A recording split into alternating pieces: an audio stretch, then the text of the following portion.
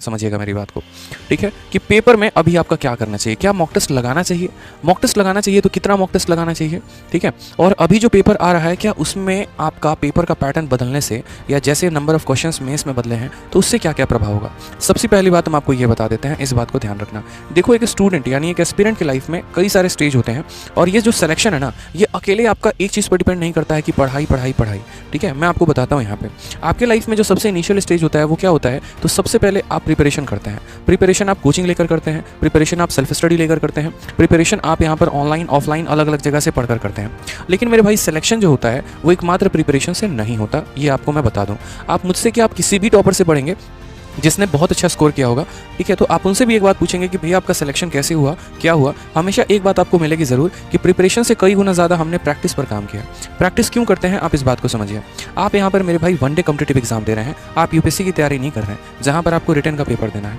और इस one day competitive exam में क्या होता है, सारे के सारे क्वेश्चन आपके ऑब्जेक्टिव होते हैं, ठीक है? जहाँ पर सवालों की संख्या कई ज़्यादा होते हैं और आपके पास समय जो होता है वो काफ़ी ज़्यादा कम मिलता है।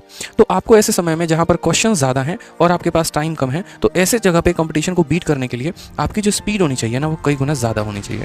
और स्पीड ज़्यादा कब आती है? स्पीड ज़्यादा सिर्फ और सिर्फ एक चीज़ से आती है, वो होता है प्रैक्टिस। आपकी पकड़ जितनी ज़्यादा अच्छी है, आपका कंसेप्ट जितना ज़्यादा क्लियर है और कम समय में आप जितने ज़्यादा सवाल लगाएंगे, आपके मार्क्स उतने बेहतर होंगे और मार्क्स जितना बेहतर, आप सिलेक्शन के करीब में उतना ही पहुंचेंगे। आज के समय में बच्चों को क्या है कि किसी भी तरीके से बस हमें सिलेबस को कंप्लीट करना है, हमें थोड़ा बहुत मेंसुरेशन पढ़ लेना है, थोड़ा बहुत ज्योमेट्री पढ़ लेना है, थोड़ा कर करके हम अपने सिलेबस अपने अनुसार कंप्लीट कर लेंगे, अपने मन को सेटिस्फाई कर लेंगे। हाँ, हमारा तो हो गया सिलेबस, अब आराम से हम पेपर दे पाएंगे। तो मेरे भाई, ऐसे में से कभी भी सिलेक्शन नहीं होता, इस बात का ध्यान रखो।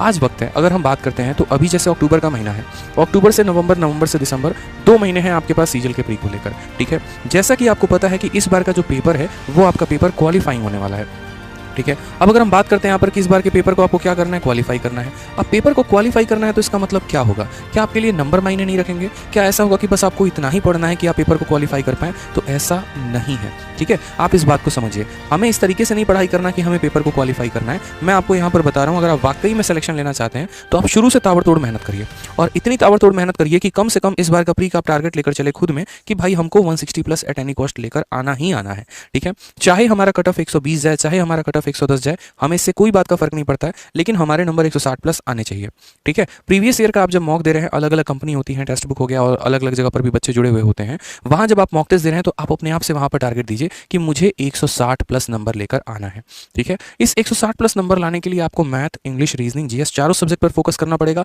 हर एक सब्जेक्ट में बहुत अच्छा स्कोर करना पड़ेगा। जो जो गलतियां होंगी आपको उस पर काम करना पड़ेगा, तब जाकर आपके इतने नंबर आएंगे। अब बोलोगे सर क्या जरूरत है 160+ लाने की? कट ऑफ अगर मान लीजिए 120 गया तो हमारे तो ये नंबर किसी काम के नहीं है। मेरे भाई, काम के हैं, यहाँ पर नहीं है लेकिन मेंस में जरूर है। ऐसा तो होगा नहीं ना कि कोई बच्चा प्री में 110 नंबर लेकर आएगा और मेंस में उसके पूरे के पूरे नंबर आ जाएंगे। ऐसा पॉसिबल है क्या? मेंस में भी तो अच्छा वही स्कोर करेगा ना जिसका प्री का स्कोर बहुत अच्छा होगा। और एक और बात आप समझिए, तो प्री के काफी समय के बाद, मतलब काफी कम समय आपको मिलता है मेंस के लिए, तो उस कम समय में आप यहाँ पर या तो अपना सिलेबस ही कंप्लीट कर पाओगे या प्रैक्टिस कर पाओगे, तो उसमें ज्यादा समय आपके पास होता नहीं है। और इस बार तो मेंस में 2 और सब्जेक्ट आपके जुड़ चुके हैं, तो इस वजह से आपके पास समय और कम होगा, सिलेबस कई ज्यादा होगा। तो इसीलिए अभी से एक काम करते रहेंगे कि प्रैक्टिस पर सबसे ज्यादा फोकस करते रहेंगे, क्योंकि आप लोगों में से कहानी ऐसी भी होती है कि परसेंटेज के बाद प्रॉफिट लॉस में गए, परसेंटेज गायब हो गया, अरिथमेटिक के बाद एडवांस में गए, अरिथमेटिक गायब हो गया। तो पेपर के समय तक आप उसको रिटेन कैसे कर पाएंगे? तो पेपर के समय तक अगर आपको रिटेन करना है तो आपको मॉक टेस्ट देना ही पड़ेगा, ठीक है? मॉक टेस्ट में आप ऐसा कर सकते हैं कि जैसे सेक्शनल मॉक टेस्ट दे लीजिए। मैथ्स का एक सेक्शन का अलग मॉक टेस्ट हो गया, रीजनिंग का आप सेक्शनल लगा रहे हैं डेली के डेली, आप ऐसा भी कर सकते हैं, आप फुल लेंथ मॉक भी दे सकते हैं।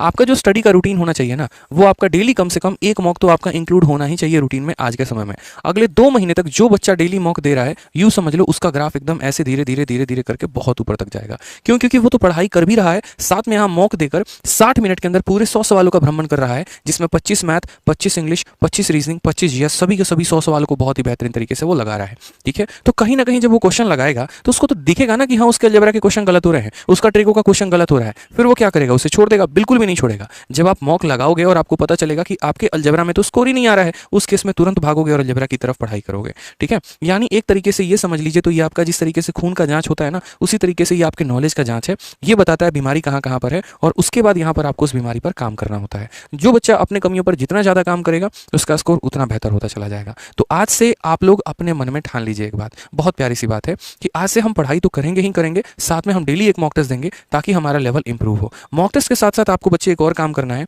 और वो है कि आपको अपना एक डायरी ऑफ मिस्टेक्स बनाना है। ये डायरी ऑफ मिस्टेक्स की क्या ज़रूरत है? तो मेरे भाई जितने भी मॉक टेस्ट में आप गलतियाँ करोगे ना, जैसे मान लो कि आपने पढ़ा, मान लीजिए जीएस का एक क्वेश्चन है छोटा सा कि गाजर में कौन सा विटामिन पाया जाता है। अब आपको पता ही नहीं है कि विटामिन ए होता है, विटामिन बी होता है, विटामिन सी होता है, और आप बार बार इन चीज़ों को भूल जा रहे हो, तो पक्का है कि पेपर में भी आप कोई ना कोई गलती जरूर करोगे ऐसा। तो इसीलिए जो छोटी छोटी गलतियां होती हैं, जैसे रीजनिंग में काउंटिंग फिगर की गलती हो जा रही है, आप एग्जैक्ट नंबर ऑफ ट्रायंगल या रेक्टेंगल काउंट नहीं कर पा रहे हैं, मैथ्स में आप बार बार मेंसुरेशन का फॉर्मूला भूल जा रहे हैं, तो ये सारे के सारे काम आपको क्या करना है, डायरी ऑफ मिस्टेक्स में मेरे भाई लिखना है, और आपको उसके ऊपर काम करना है। आप मिस्टेक्स में लिखो कि भाई ये मेंसुरेशन का फॉर्मूला बार बार गलत होता है, मैं डेली इसे रिवाइज करूंगा। ये वोकैबुलरी है बार बार गलत होती है, हम इसे डेली रिवाइज करेंगे। ये स्टैटिक जीके का क्वेश्चन है बार बार गलत होता है, डेली रिवाइज करेंगे। रीजनिंग का एक पर्टिकुलर ये चैप्टर है या पर्टिकुलर सीरीज है, ये पर्टिकुलरली हमें ध्यान रखना है ताकि हमारे पेपर में गलती ना हो। मेरा मानना ऐसा है कि अगर आप अपने हर एक छोटे छोटे लूपहोल्स पर काम करना शुरू करें तो आप बहुत अच्छा परफॉर्म कर पाएंगे, और जितना अच्छा आपका परफॉर्मेंस उतना बेहतर आपका सिलेक्शन। क्योंकि इस बार जिस तरीके से वैकेंसी है, इस वैकेंसी का जिस बच्चे ने फायदा उठाया, जिसने अपने ऊपर काफी ज्यादा काम किया, गारंटेड है कि नौकरी वहीं लेकर जाएगा। ठीक है।